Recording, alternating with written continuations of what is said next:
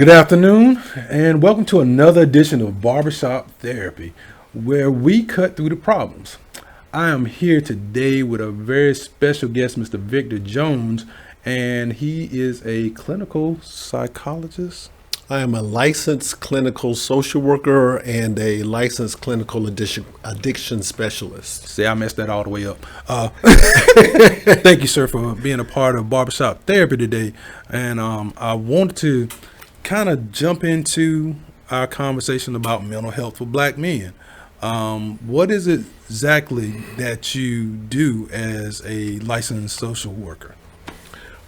The main thing that I had been doing for the past 25 years was seeing people in a general mental health practice. Okay. So that would be working with folks that had complaints of major depression, anxiety, substance abuse disorders, that gamut from children up through adults. Okay. So I was reading an article that depression is the most common unrecognized problem in Black males. Is that pretty accurate in your account? That sounds pretty good. You know, as Black males, we have not, in this country, been commonly acknowledging hardship, distress, just having a conditioned mentality to just keep plodding forward, to just keep on moving, and even to ignore how things were affecting us in our emotions and in our bodies, in our health, and just to keep on going. That's a great point because as being a barber and talking to Black men every day, you know, they come in with this heaviness about them, just about waking up Black. It sounds crazy, and other cultures can't understand it because they haven't gone through the certain conditioning and traumas that have been pretty evident in our community, right? Right. And so normalizing depression for us has always been a thing. Or you just got to work through it, or it's a sign of weakness dealing with Black males. Even in our household with our spouses, and just knowing how to deal with our children when we're going through those moments. If you don't know what you're going through, there's a deep spiral I've seen that come in, and guys are like really able to be vulnerable and hear with me talking, but they don't know how to talk to their kids or their spouses, or even deal on their job when they're going through on their job. How do you address those type of things? Well, Jimmy, my my thoughts about it have to be that we're not looking at ourselves in the context. Okay. We're not looking at ourselves in the context of what we have gone through in this country and what we continue to go through in this country.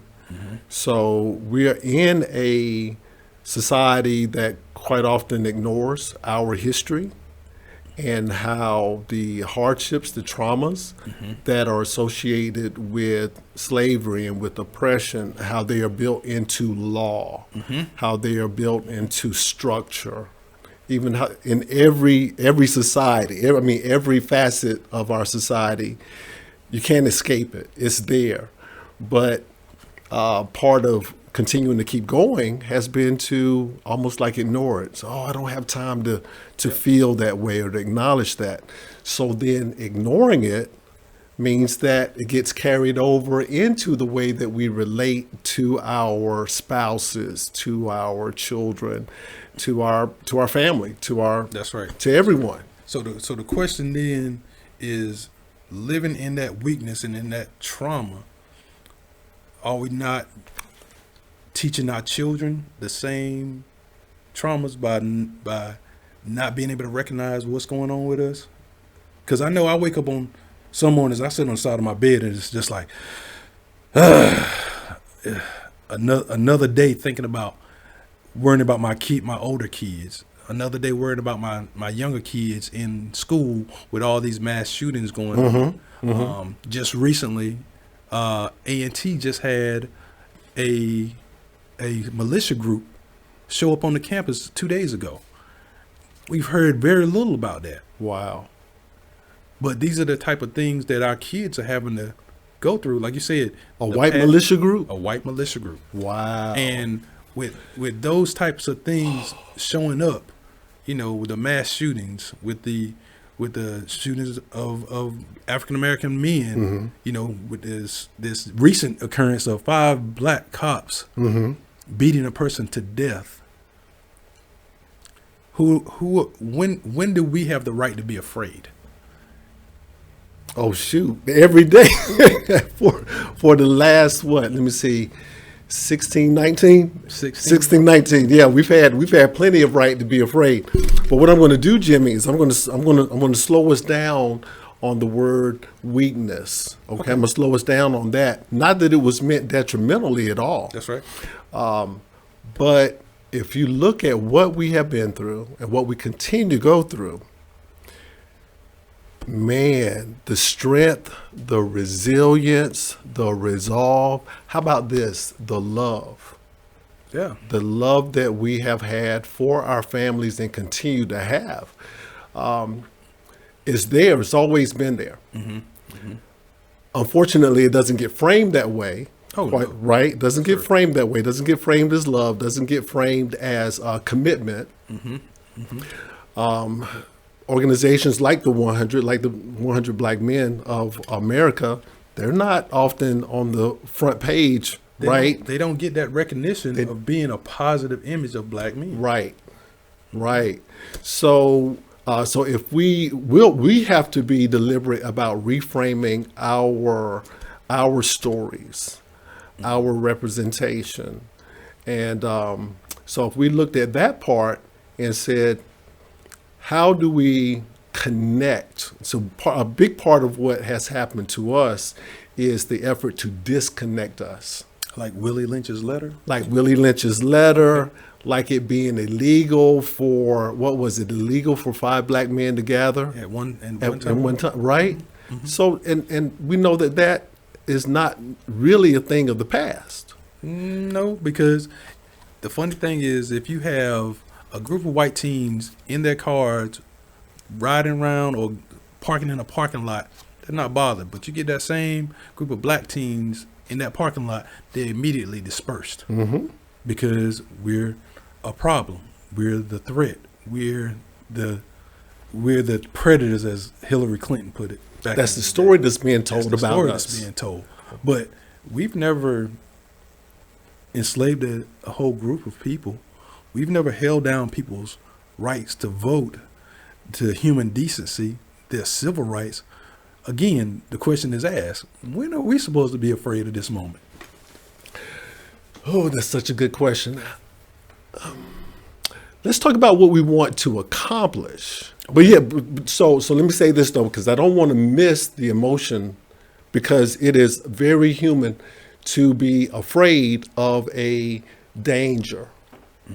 So let's say this, our first human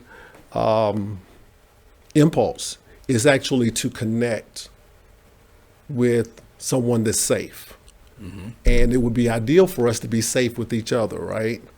But if that's not available, then neurologically, biologically, we're going to kick into another human impulse, which is to fight or to run away. We might call that fear when we're running away, right? We might call that anger when we are able to fight or choosing to fight. But there's actually neurological impulses to stay alive that kick in, and how we process those can have so much to do with the way we were brought up, the way we were raised, the stories that we have about ourselves. That's right. How do we see ourselves?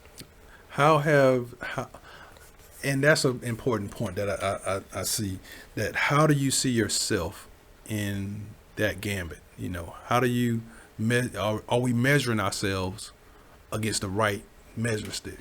Oh, great question. My son Yes. had a situation here recently where he was picked out to be tutored.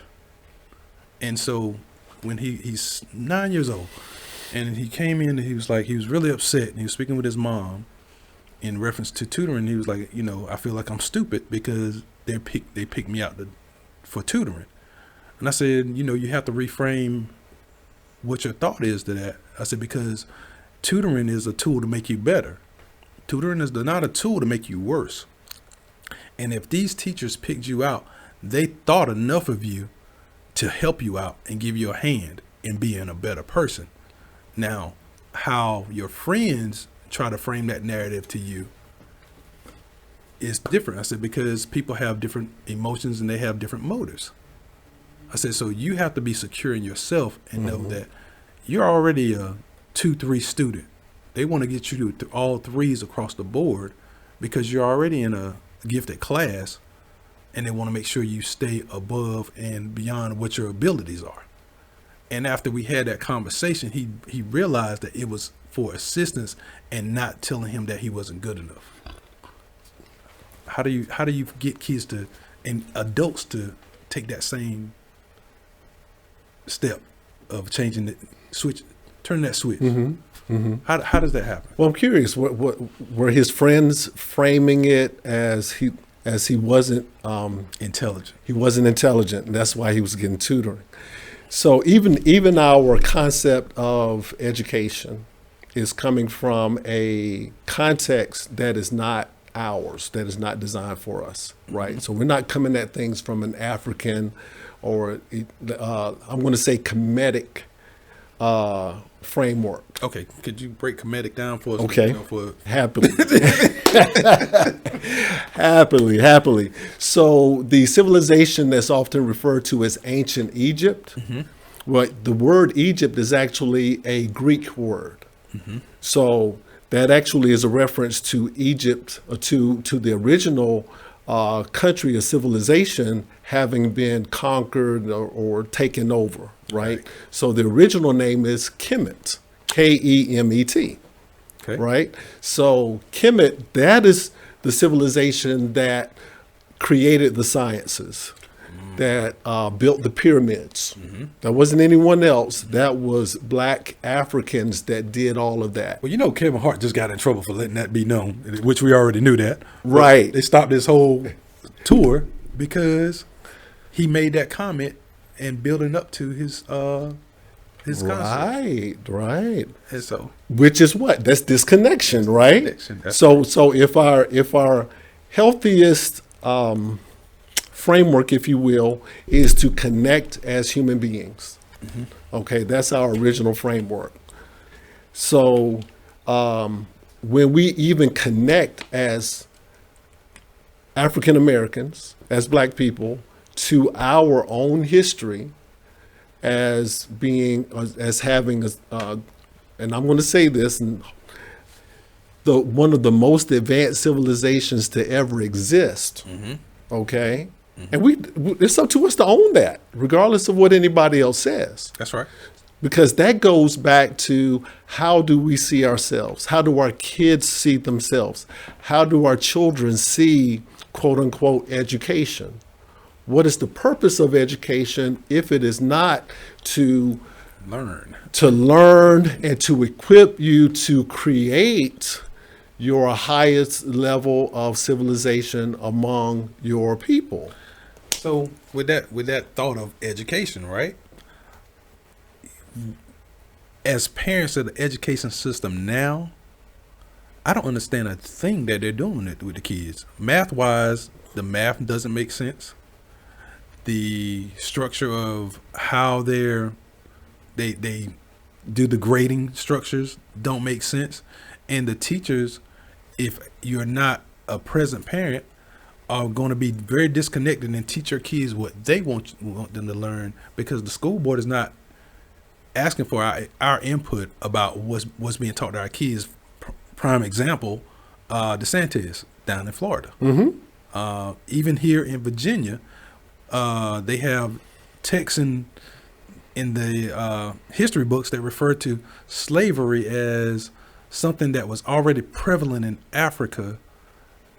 So it was not a far stretch when they brought slaves to America. And that's the weirdest thing for somebody to create their own truth and rewrite history. Nothing new. It's not when a victor writes the history. The victor, right. Whoever wins, that's the person who writes the history. That's right. Right. That's right. It's, So moving into the interventions of it, how do you get people to trust learning about mental health? How do you get, especially black men, like you said, the way we've been indoctrinated and our self-image has been degraded through media and through social media, through television, through movies, down through the histories, how do we re-engage black men in understanding that we are, I'm not looking for the whole we're powerful and we're kings, but we are an intelligent group of people, and history has shown that through the things that we've contributed to this country. But those images are no longer shown. Like when you look at the movie Hidden Figures, we only hear about those things 50 to 75 years after these people have contributed, and none of those people get to bask in that glory. I know I'm coming with a lot of heavy stuff. No, this is beautiful, man. This is beautiful. This is what we need to do, because that example of Hidden Figures. Okay, so I'm 60 years old, right? Why is it that I had to wait till I was almost 60 to hear about what this group of African American women did to get America into space, right? And I'm having to learn about it from Hollywood. Who's telling this story? When I've been going to black churches all my life, practically born there. And public schools. And public schools. But we have spaces that we're not talking about our own history. If we don't know our history, how can we talk about it and teach it? You telling me there weren't any black people there? I'm sure there's plenty of black people. But the fact that they suppress our voices. How about the way that we suppress our voices? Say more, please. Right? As I said, we had black people there. They were black women, right? They were. Members, according to the movie, even of the same black church. Facts. Right? In the same, maybe even in the same black sorority. Okay. So we will have to take more ownership of our stories, because we already know we can't trust our stories with anybody else. That's right. Right?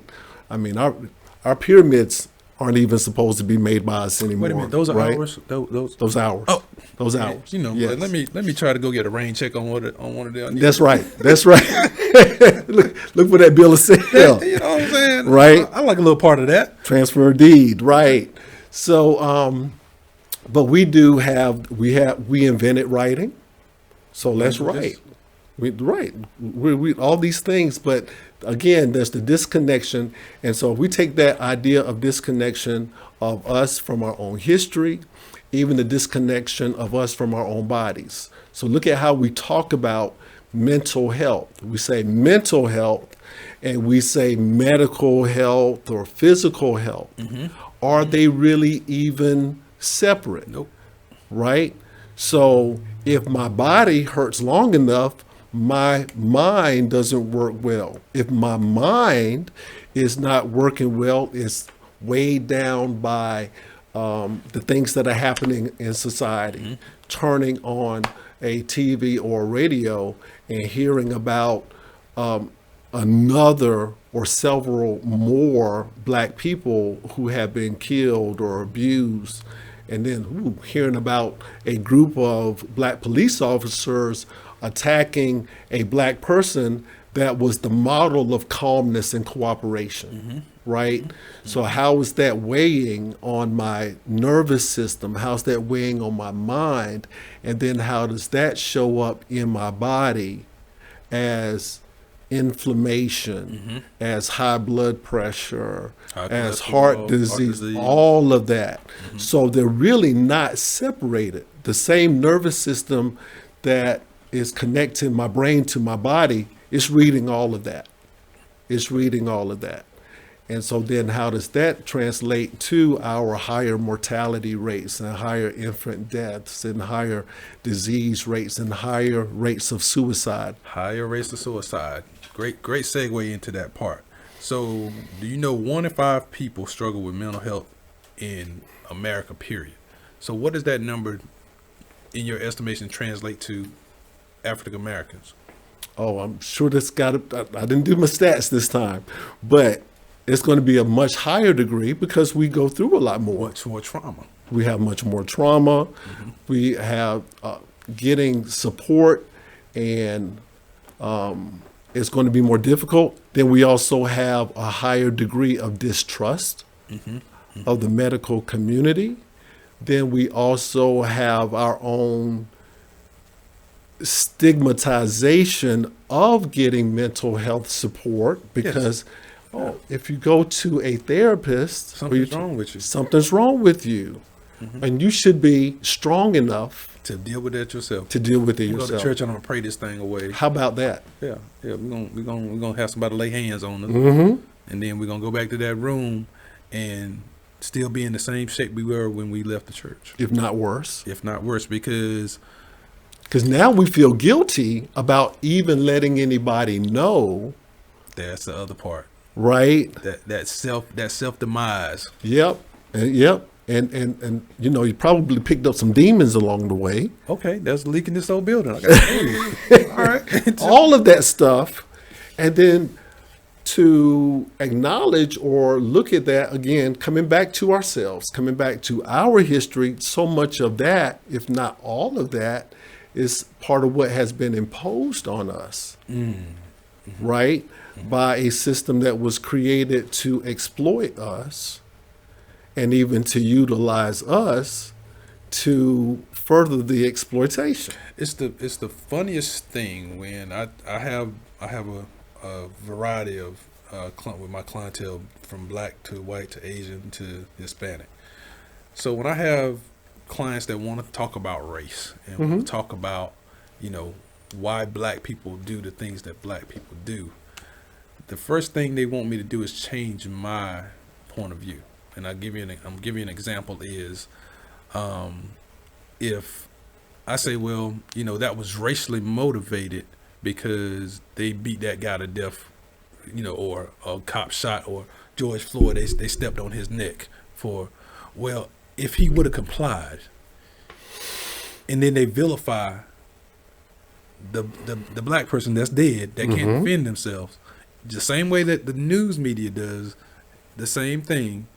And so me having to rationalize to somebody else what you hear is what I live. You can tell me that you want me to change my point of view on how things are, and it can't be all racial, but you've never walked a mile in my shoes.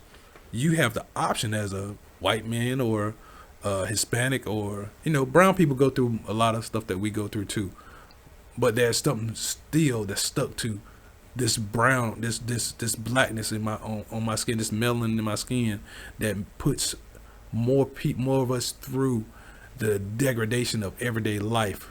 And to hear somebody minimize that because they have the option to, that is so disheartening.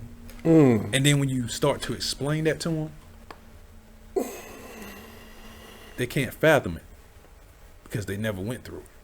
It's like telling a person to punch a wall hard as you can, and then tell me how it makes me feel. I didn't feel a thing, so I can't express how your pain is because you punched that wall. I didn't punch it. I can't tell you that you shouldn't be hurt right now.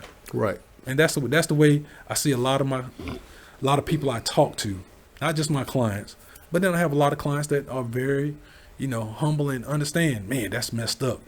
I really want to know what I can do. I want to know how we can fix this, and things should be equal. Yeah, we know that part. How do we start the movement to make it equal and to make people see us? And when people tell you they don't see color, you gotta see color. It's not possible for you not to see color. Why wouldn't you see That's color? the first thing you're gonna see when I walk in the room. Right. So hearing these kind of conversations on a daily basis, it leaves me in a whirlwind of thought. And that's another part of that stress that comes down on a daily basis in our everyday life that other people in without this skin color don't have to deal with. How do you get help? What's the steps that you take when you have a person that's looking to get help, but they don't know where to go to. They don't know who to talk with, or how the process is, because for one, they don't trust it, and two, they don't know what they don't know. So in addition to being a licensed clinical social worker and a licensed clinical addiction specialist, actually the part of my work that I enjoy most right now is as a resilience educator and as a neurosomatic intelligence coach, because that work has to do with acknowledging the impact of life, decisions, society on our bodies, because we actually process information not from the thinking brain down, from the words down, but actually from the body up. So it's a reaction from the body. It's a response from the body, right? So just like you pick up this thing of water here, the signals of that sensation from the water is going to travel through your body, through your hand, to your spinal cord, and up into your brain. Okay. So that's how we process information, really. And you even said it where you said it's disheartening. That choice of words, right? You feel it. And especially if it's coming from somebody that you thought was quote unquote cool, and then they say something like that, and you have that sinking feeling maybe in your heart or even in your belly. So your body's actually starting to process that information, and it goes up into your head. That's that gut feeling that they're talking about. That's exactly how you feel when you go to a store and somebody of another race walks in front of you as if you were not there, and then when you speak on it, then you're the angry black man. That explains a lot to me, how that flush feeling comes across your body, and you're it's like you biting words back to make sure that you don't come across a certain way, so you don't get the police called on you. Right. Your body's trying to figure out how to survive with the things that you know about society, and you're having this reaction that's starting in your body, processing up into your mind, and now you've got, what do I do next? Do I protect my dignity, or do I protect my life? Yep. Do you humble yourself to not get killed? Yes. And that's hard, that we have to teach our children that same type of Very. trauma. Ooh, now watch this. So you make this statement about George Floyd, and a person actually puts George Floyd, the person who was unjustly murdered, on trial, right? Just like we saw happen with Trayvon Martin, and every other time that it is a black person that has been killed, start diving through their history. Exactly. Like the police officer knew anything about that, and that it would have made a difference if they did, right? So if we look at that person who's giving you that response and say, wow, their body's processing information too, right? So when we say something positive or question a system, and it's a system that person has learned to trust, has learned to rely on, a system that has rewarded them for going along with it, right? And we challenge it, then they have a threat response. They have a threat response that turns off the logical part of their brain that should be telling them there's no way that makes sense. That's right. Right? But their body starts processing, how do I stay alive? How do I protect my ego? And if my ego has been formed around having power over black people. Wow. Okay? If my ego has been formed around the concept of I'm going to keep the money flowing as long as I go along with the system. Protect my peace and my power.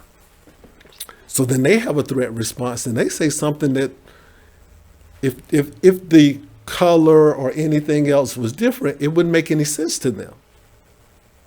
That's right. That's Right. right. That makes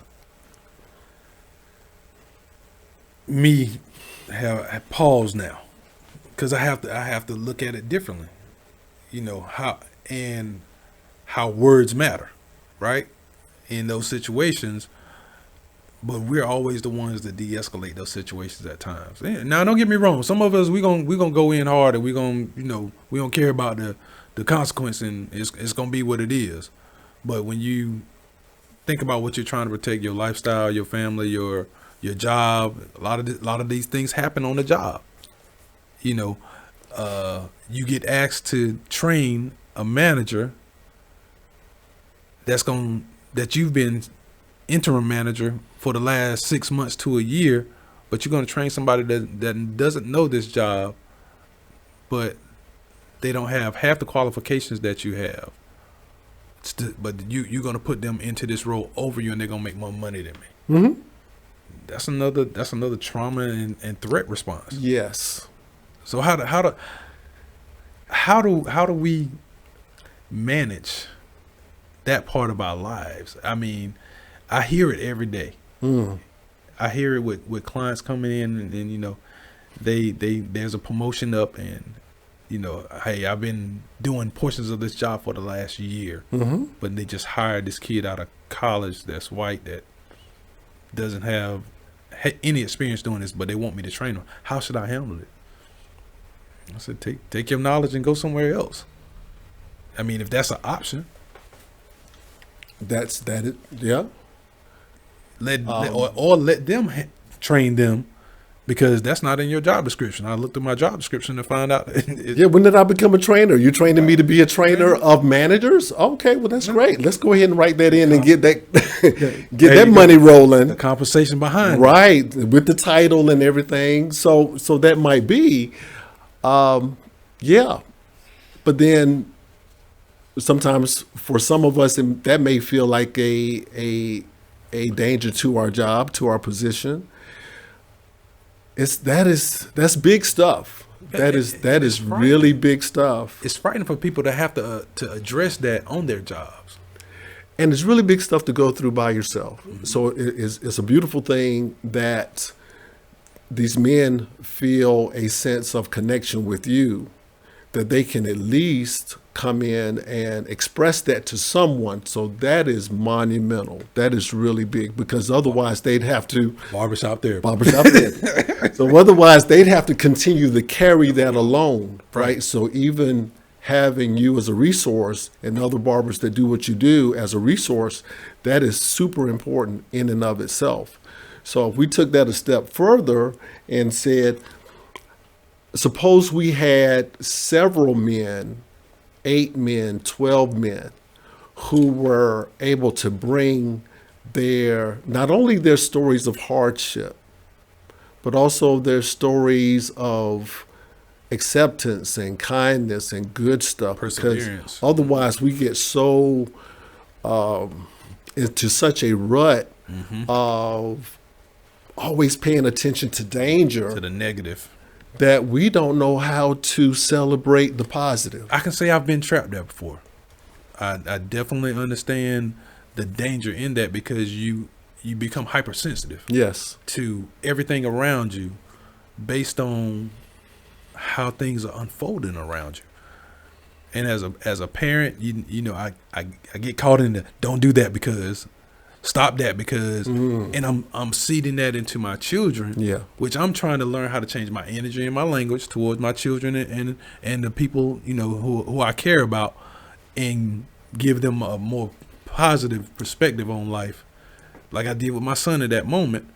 But it is hard as a father and as a man and a husband or a significant other, whatever the case may be, to always carry that without having that outlet. You being licensed yourself, how do you manage getting all of this put on you in a day? How do you decompress? Because I find it hard to decompress. Some days when I hear some of the stuff that I hear from my clients, it's like, man, that's heavy. And I take it home. Right. And so I would love to know some coping mechanisms for people that get things out of people that you got to carry back with you. How do you handle that? I'm going to tell you the truth. For a long time, I didn't think I needed to do any of that, and I wasn't aware that the stress of my work was creeping up on me. And maybe someone from the outside could have seen that better than me, because it's kind of like, you put the thing about putting a frog in a pot of water and turn on the heat, and he's not even going to notice that the water's getting so hot that he's actually cooking.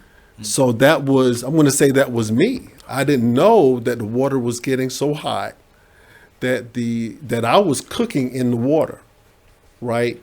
So about 5 years ago, I started learning about the connection of the brain and the body, and became aware of how the stress of my work and our community and just what we live in every day as Black people, right, that it was cooking me.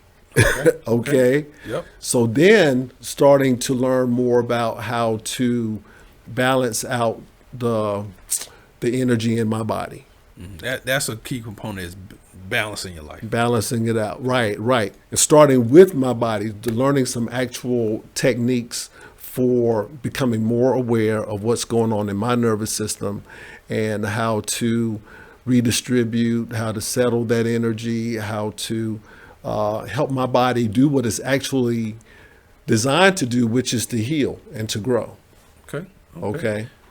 So some neurosomatic practices, I think, would be really important for anyone to reconnect our brains and our bodies. And I'm going to say, even in a way that's much more natural to our origins as African American people, because we're in a society that is built on disconnection. Yeah, but we've been torn away from our origins. Torn away from our origins, tearing away the brain from the body, tearing away men from women, tearing away children from adults. That's right. All of that stuff. There's so much in this society that's actually about disconnecting people. So learning to create spaces where we can reconnect ourselves, so we can come back together. And even in that, and I do mean not just being in the same space, but really being non-judgmental towards each other, about being accepting, about compassion towards. Yes, sir. Yeah, I think that's one of the biggest things that, as a people, we've lost our level of compassion towards one another in all facets. Victor,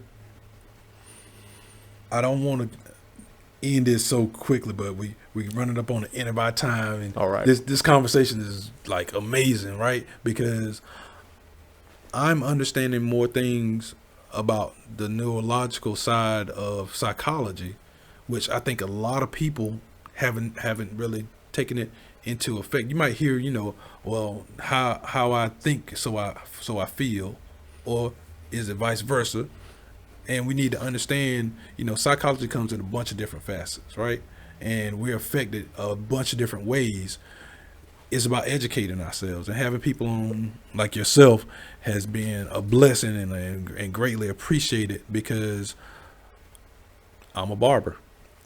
I can give you a conversation, but we need people like you giving the root causes and not just handling the surface problems. And if you don't mind my saying, we need people like you who have obviously the sensitivity already to even create this, right? Which is absolutely dynamic. And the understanding of our bodies and our nervous system is not so complicated that people can't get it. I've worked with children that in a few hours, that might be all at one time or spread out over a couple of weeks or whatever, who get it and then start sharing it with other children. Okay. So it's not inaccessible. It's not that you have to have a piece of paper from an institution Okay. that may have held slaves. Okay, let's think about that part, right? Okay. So yeah, I got nice stuff. Yeah, but if you go back through the record, that same place had slaves. horses and desks and slaves. Right? So if we look at the origin of where we get our credentials, we might be a little bit Skeptical. yeah. How about if we come back to what was given to us originally, starting with our bodies, and there's so much that people in your position can do Well, let me because ask you this. people already trust you. How can we reach you through your practice? If you don't mind, just take a look in that camera right there. Okay. And let everybody know, where you're located, and where we can reach you, and how we can get more of this. If you All don't right. mind. I appreciate it. Sure. So my name is VictorJones, licensed clinical social worker, licensed clinical addiction specialist. The best way to get in touch with me is my email, victor.jones.bcir, which stands for Building Connections, Increasing Resilience.